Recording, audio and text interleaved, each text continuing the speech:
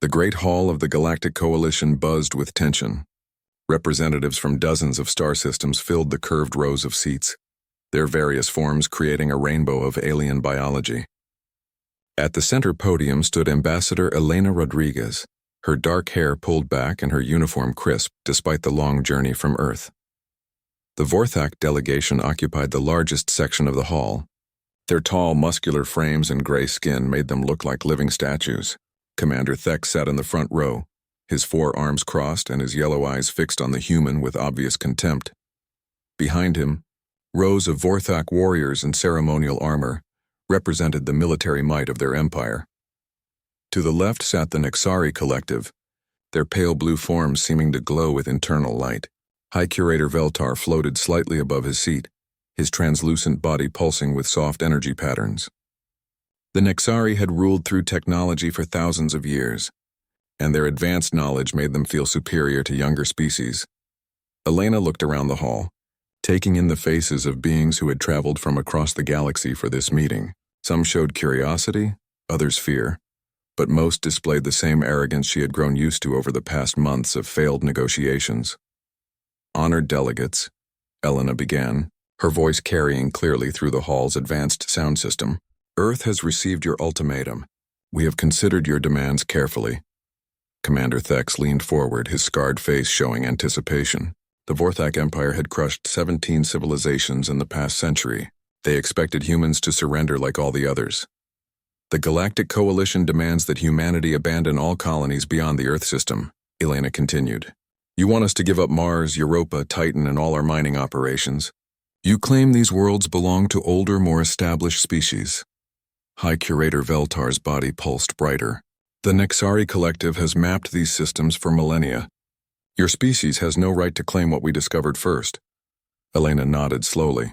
You also demand that Earth limit its population to 2 billion beings. You say humans reproduce too quickly and consume too many resources. Murmurs of agreement rippled through the alien delegates. Many species had stable populations that barely changed over centuries. The rapid growth of humanity worried them. Finally, Elena said, you demand that humans accept Galactic Coalition oversight of all military activities. You want to place monitoring stations in our system and inspect our ships whenever you choose. Commander Thex stood up, his massive form casting a shadow across the front rows. Your species has been in space for less than 200 years. The Vorthak Empire has ruled the stars for 5,000. Accept our generous terms or face the consequences. The threat hung heavy in the air. Everyone in the hall knew what Vorthak consequences meant. Their war fleets had turned entire worlds into glass. Their invasion forces had enslaved populations across dozens of systems. Elena reached into her jacket and pulled out a small device. She placed it on the podium and activated it. A holographic display appeared above her head, showing the Sol system in 3 dimensions. Earth glowed blue and green at the center, surrounded by the planets and moons that humans called home. This is our answer, Elena said. Her voice remained calm, but something in her tone made several aliens shift uncomfortably in their seats. Humanity rejects your ultimatum completely, the hall erupted in shocked voices. Species that had expected easy human surrender began talking rapidly among themselves. The Vorthak delegation roared their displeasure, while the Nexari pulsed with angry red light. Commander Thex slammed one of his 4 fists on his chair's armrest. You dare refuse the combined might of the galaxy? Your primitive species controls 1 star system. We control hundreds. Elena smiled, but there was no warmth in it. Commander Thex, you mistake our peaceful nature for weakness. That is your first error. High Curator Veltar floated higher, his form blazing with indignation. The Nexari possess technology your species cannot comprehend. Our shields can stop any weapon. Our ships move faster than light itself. Curator Veltar, Elena replied. You assume that superior technology guarantees victory. That is your second error. The human ambassador touched another control on her device. The holographic display changed, showing images of human colonies on hostile worlds. Mining platforms operated in the crushing gravity of gas giant moons. Research stations functioned in the radiation-soaked space near the sun. Agricultural domes thrived on worlds where the atmosphere would kill most aliens in seconds. For 200 years, you have watched humanity expand into environments that would destroy your species, Elena said. You see us as primitive because we use simpler technology. You think we are weak because we prefer peace to conquest. She paused, looking directly at Commander Thex. You have never asked yourselves why a species that can survive anywhere chooses to live quietly in one small corner of the galaxy. The hall had grown silent. Even the most arrogant delegates sensed something changing in the atmosphere. Elena activated a final control. The holographic display showed Earth itself, but not the peaceful blue world most aliens knew from their databases. Instead, it showed Earth's history. Ice ages that lasted millions of years. Asteroid impacts that blocked out the sun. Supervolcanoes that covered continents in ash. And predators that made Vorthak warriors look like children's toys. This is the world that made us, Elena said quietly. For millions of years, Earth tried to kill every living thing on its surface. Only the strongest, smartest, and most adaptable survived. Only creatures that could work together, think quickly, and never give up lived long enough to have children. The images changed to show human history. Wars that lasted centuries. Plagues that killed half the population. Disasters that would have ended other species entirely. Through it all, humans endured, adapted, and grew stronger. The Galactic Coalition has given humanity 72 hours to surrender our colonies, Elena continued. We will use that time to make final preparations. Commander Thex laughed, a harsh sound that echoed through the hall. Preparations for surrender, you mean? The Vorthak fleet will reach your system in 6 days. Your small defense force cannot possibly stop us. Elena gathered her materials and prepared to leave the podium. Commander, you have made your third and final error. What error? Thex demanded. Elena looked directly into his yellow eyes. You have given us a reason to stop holding back. The human ambassador walked toward the exit, her footsteps echoing in the suddenly quiet hall. As she reached the doors, she turned back one last time. To all species represented here today, Earth offers this final warning. Do not mistake our restraint for weakness. Do not confuse our desire for peace with inability to wage war. And do not assume that a species which conquered the deadliest planet in the galaxy will hesitate to defend what is ours. The doors closed behind her with a soft hiss. For several moments, the hall remained silent. Then the noise began again, but it was different now. Instead of confident planning for easy victory, worried voices discussed what they had just heard. High Curator Veltar turned to Commander Thex. Perhaps we should reconsider. Thex growled and shook his massive head. One primitive species against the combined fleets of the galaxy? They are bluffing. In 1 week, their system will be ours. But as the alien delegates filed out of the hall, many wondered if they had just made a terrible mistake. The human ambassador had spoken with the calm confidence of someone who knew something they did not. In the depths of space, massive war fleets began moving toward a small yellow star. Their commanders expected easy victory against a young species that had never known real war. They were about to learn how wrong they could be. They declared war on the deadliest species. Congratulations, Doctor. Rebecca Hayes stood before the massive display screen in Earth Defense Command, her fingers dancing across the holographic controls. The war room hummed with activity as military officers and scientists prepared for the coming invasion. Admiral Marcus Kane watched from his command chair as Rebecca brought up file after file of alien intelligence.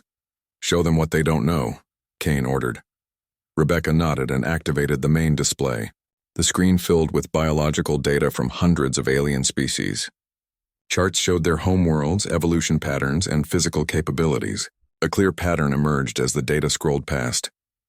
Every major species in the Galactic Coalition evolved on what we would call paradise worlds, Rebecca explained to the assembled command staff. Stable climates, predictable seasons, abundant resources, and very few natural predators. Captain James Wright leaned forward from his seat near the front. What does that mean for us? Rebecca switched the display to show environmental data. The Vorthak homeworld has weather patterns that barely change from year to year. Their biggest predator was about the size of a large dog. The Nexari evolved on a world where the temperature never varies more than 10 degrees. She pulled up more files. The Keltharian Empire comes from a planet where the worst natural disaster in recorded history was a small earthquake. The Zephyrian Collective developed on a world where the most dangerous animal was roughly equivalent to an earth rabbit. Admiral Kane stood and walked to the display. While they were evolving in safety, what was happening on Earth? Rebecca smiled grimly and changed the view. The screen now showed Earth's violent history in stark detail. Massive ice sheets covered half the planet for millions of years. Asteroid impacts created craters the size of small countries. Supervolcanoes erupted with enough force to change the global climate for decades. Our ancestors survived ice ages that lasted longer than most alien civilizations have existed, Rebecca continued. They lived through asteroid impacts that would have ended life on any other world. They faced predators that could crush a Vorthak warrior without effort. The display showed saber-toothed cats, giant bears, and pack hunters that made alien nightmare stories look like children's tales. It showed early humans surviving in environments that ranged from frozen tundra to burning deserts. But the real difference, Rebecca said, is not what Earth threw at us. It's how we responded. Captain Wright's communicator buzzed. He checked it and frowned. Admiral, we're getting the first reports from our outer system sensors. Alien scout ships are approaching the heliopause. Kane nodded. Put it on screen. The main display switched to show the edge of the solar system.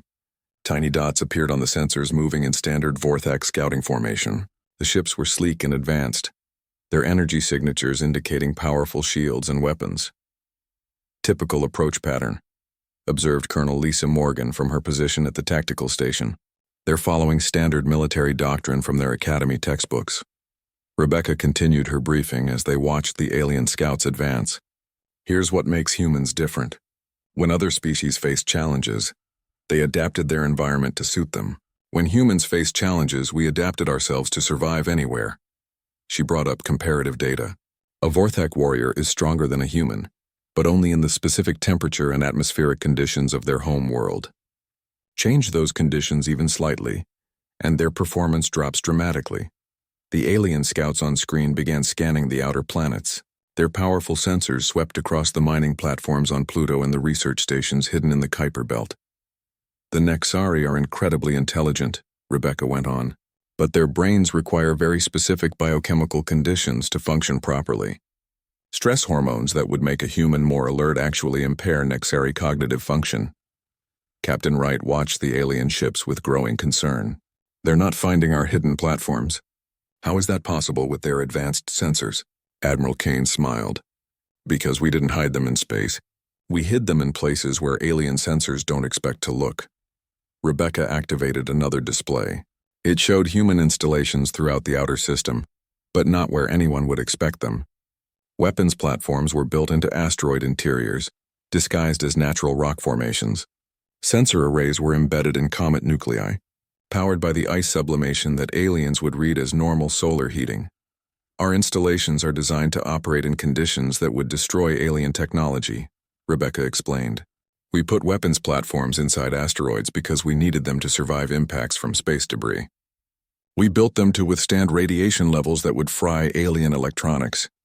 The alien scouts continued their advance, completely unaware of the hidden defenses surrounding them. Their reports back to the main fleet spoke of primitive mining operations and simple research stations. Captain Wright shook his head in amazement. They see exactly what we want them to see. More than that, Admiral Kane said. They see what their psychology makes them expect to see. Advanced species assume that younger species build things the same way they do. They look for energy signatures and technological patterns that match their own development. Rebecca brought up the final piece of data. But here's the real advantage we have. Every major alien species developed in isolation on their home worlds. When they met other species, they formed alliances based on mutual benefit and shared technology. She paused to let that sink in. Humans developed in constant competition with other humans. For millions of years, survival meant not just adapting to the environment, but outsmarting, outfighting, and outlasting other human groups. The implications hit the command staff like a physical blow. Colonel Morgan was the first to speak. We're not just adapted for survival. We're adapted for war. Specifically, Rebecca continued, we're adapted for war against opponents as intelligent and capable as ourselves. Every conflict in human history taught us new ways to fight, new tactics to use, new weapons to build. Admiral Kane watched the alien scouts disappear into the inner system.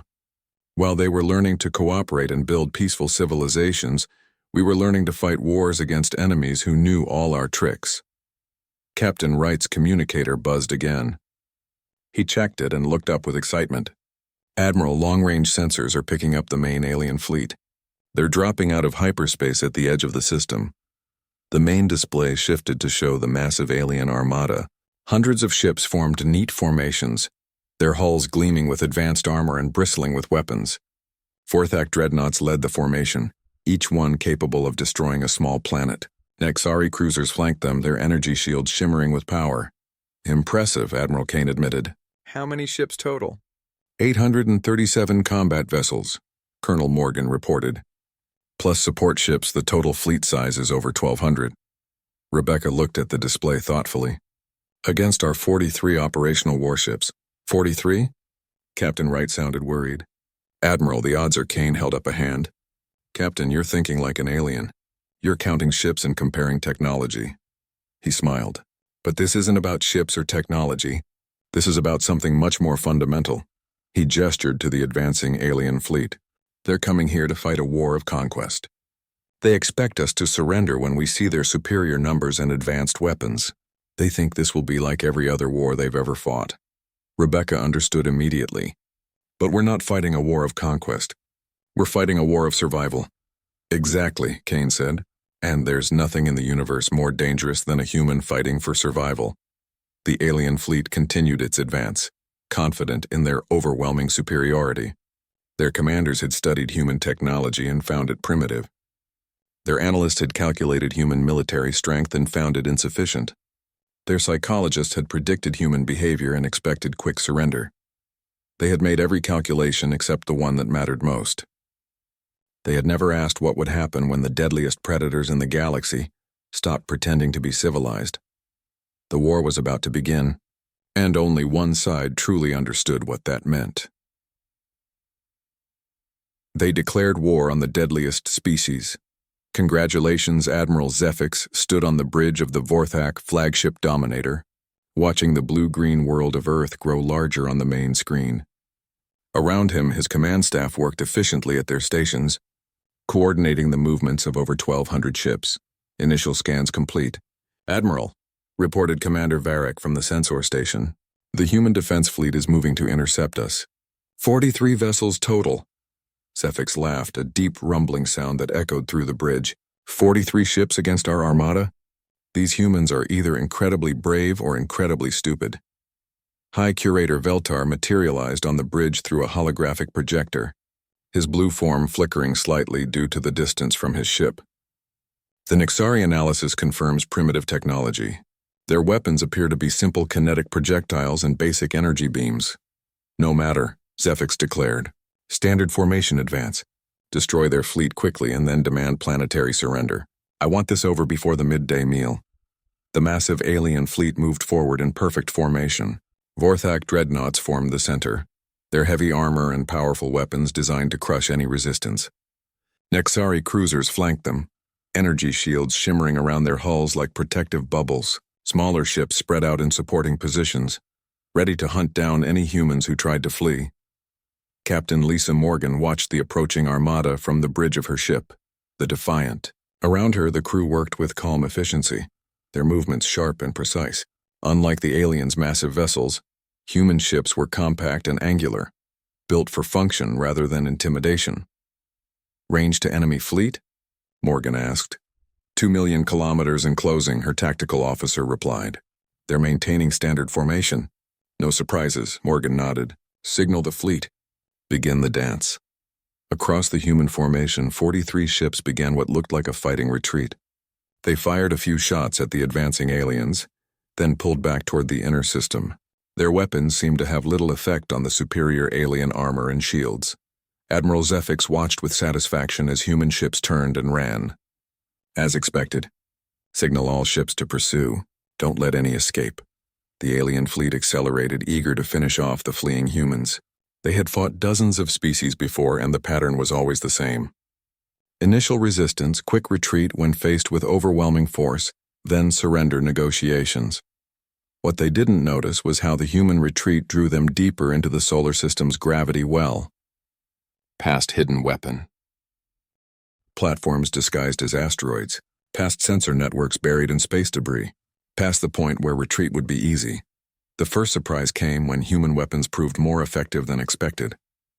Captain Rodriguez of the human ship Resilient fired a volley of kinetic rounds at a Nexari cruiser. The aliens expected the primitive projectiles to bounce harmlessly off their energy shields.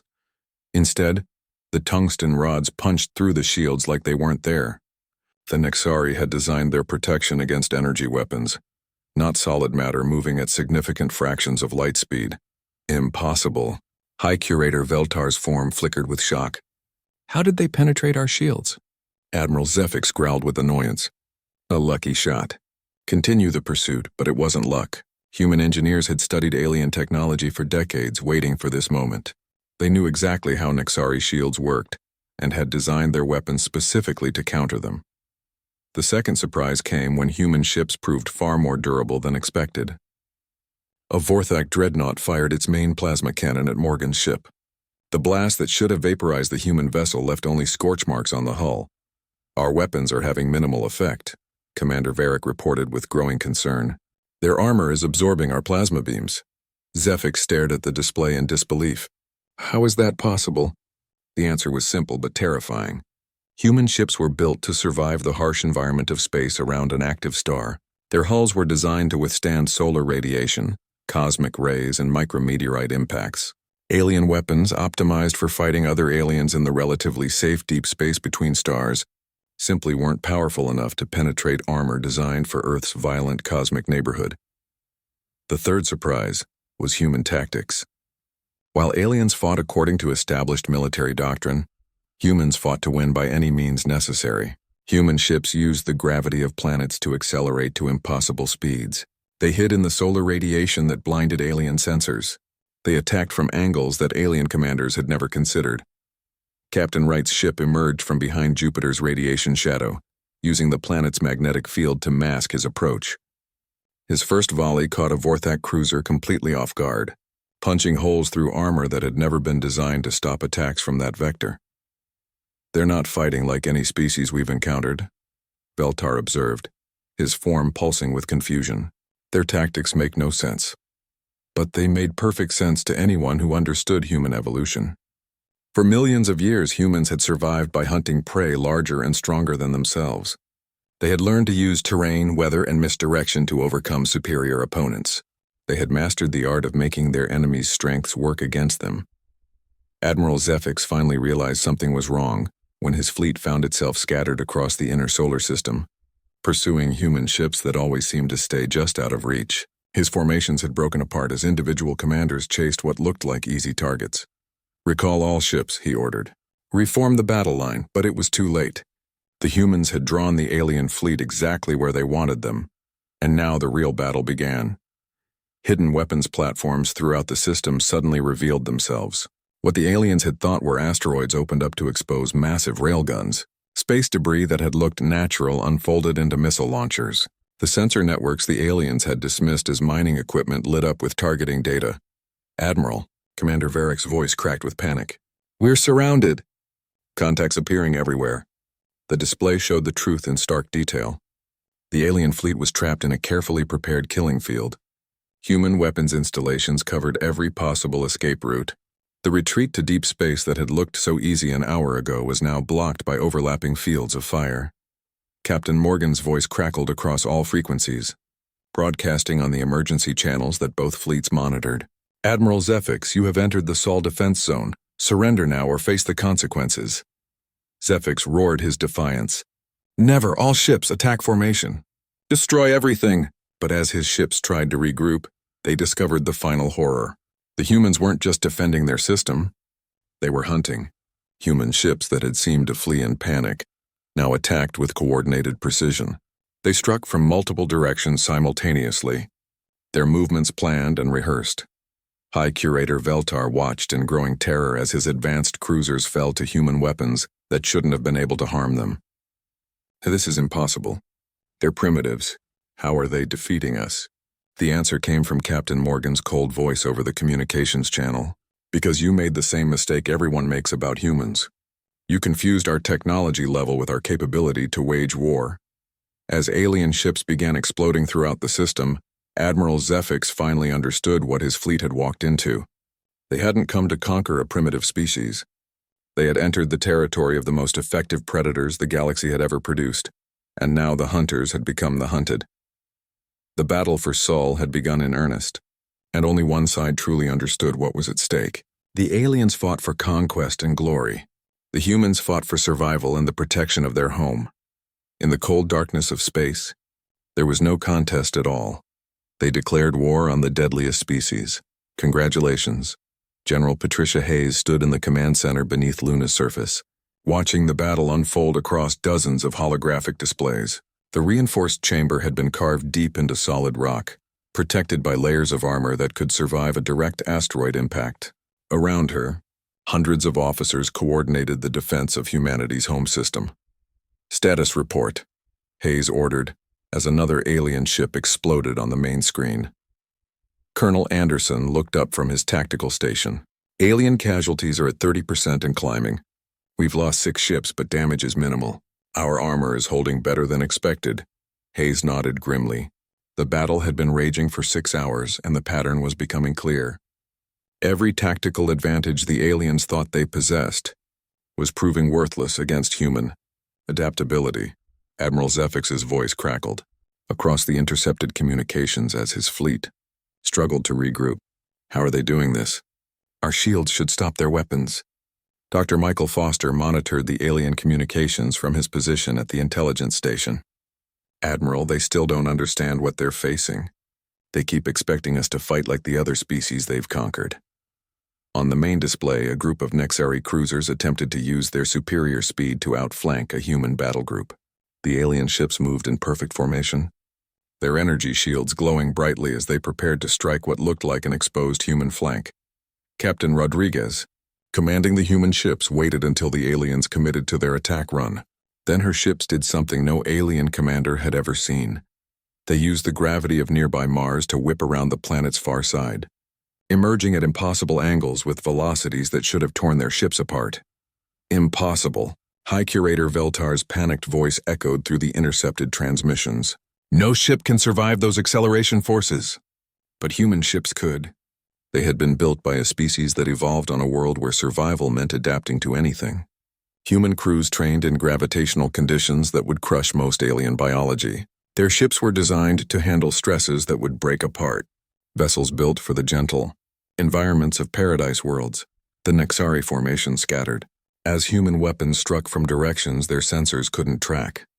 Energy shields designed to stop beam weapons proved useless against solid projectiles moving at relativistic speeds. Advanced alien technology crumpled like paper before weapons that used simple physics applied with deadly precision. Hayes activated the communication array and broadcast on all alien frequencies. This is General Hayes of Earth Defense Command. Your ships are trapped in our defensive grid. Surrender now and we guarantee safe passage out of our system. Admiral Zefix's response came back immediately, filled with rage and disbelief. We will never surrender to primitives. All ships ramming speed. Show these animals what Vorthak H. Honor means. Hayes shook her head sadly. They still don't understand. Colonel Anderson, activate the outer ring. Throughout the solar system, weapons platforms that had remained hidden until now revealed themselves. The aliens had been fighting what they thought was humanity's entire defensive capability. They were wrong. The ships and stations they had engaged were just the first layer of defenses. Massive railgun platforms emerged from the asteroid belt, their magnetic accelerators charging with power drawn from fusion reactors, hidden in the cosmic debris. Missile batteries unfolded from positions inside Jupiter's radiation belts, their warheads designed to home in on specific energy signatures. Beam weapons that had been disguised as deep space communication arrays swiveled to track alien ships. By the void, Commander Varek's terrified voice came across the intercepted channels. There are thousands of them. The truth was even worse than he realized. Humans had been preparing for this war for decades, building defenses not just around Earth but throughout the entire solar system. Every asteroid, every moon, every orbital platform had been weaponized or fortified. The Sol system had become the greatest fortress in galactic history. But the real shock came when human reinforcements arrived. Ships emerged from the hidden bases on Venus, their hulls glowing red-hot from atmospheric operations that would have melted alien vessels. Battle groups rose from the ice mines of Europa, their crews adapted to fighting in environments that would freeze alien blood solid. Strike forces launched from orbital platforms around Saturn, their ships hardened against radiation that would fry alien electronics. These weren't just soldiers.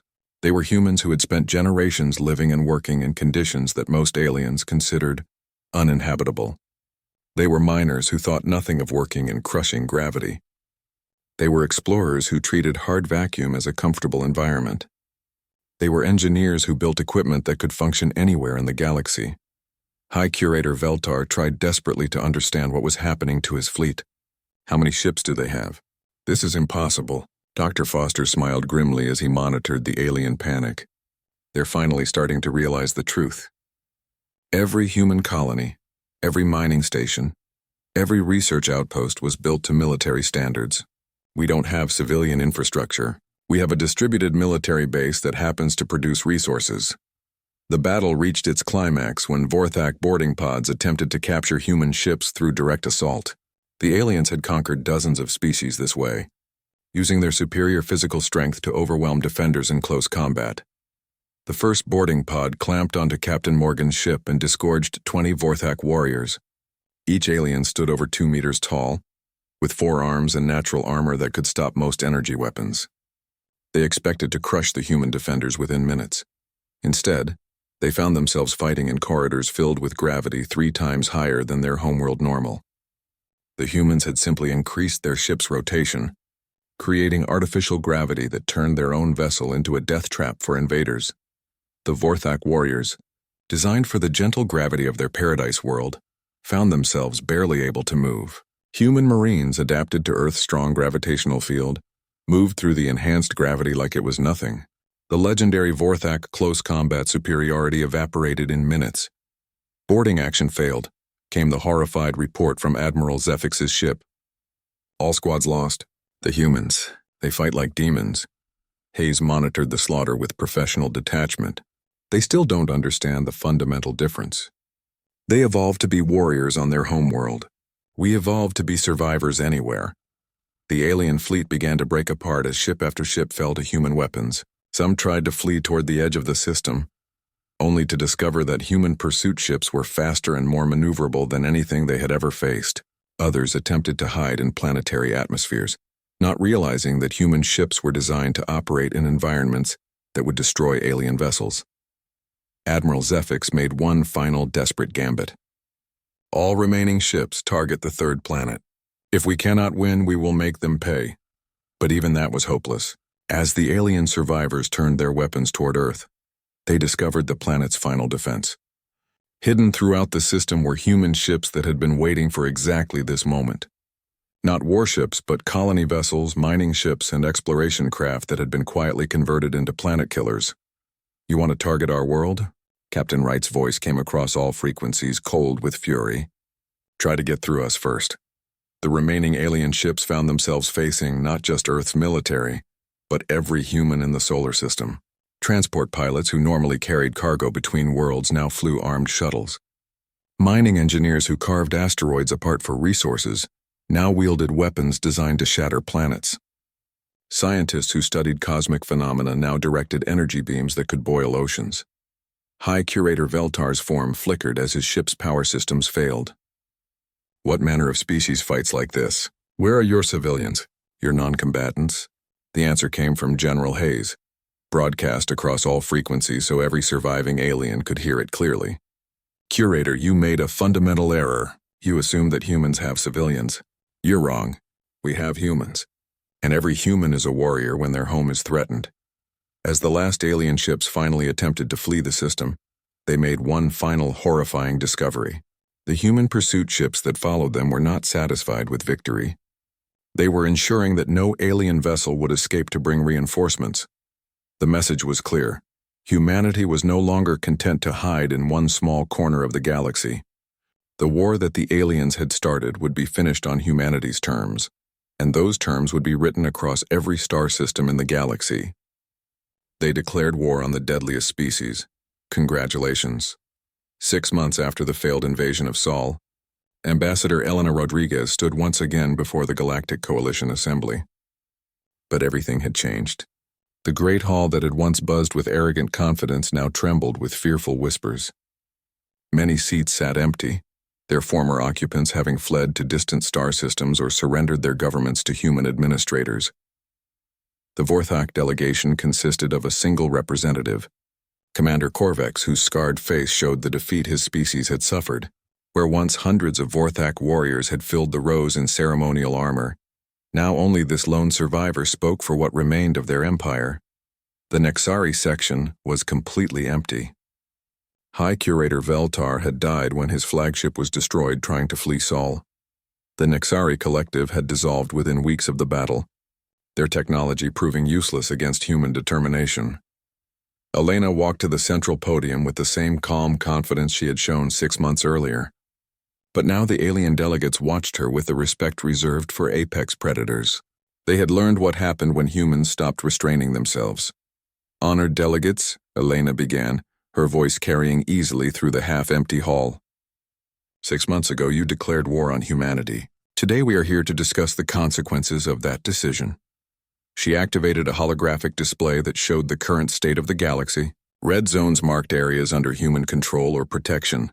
The map revealed the stunning scope of human expansion in just half a year. The Vorthak Empire, which once controlled 200 star systems, now governs 17 worlds under human oversight, Elena announced.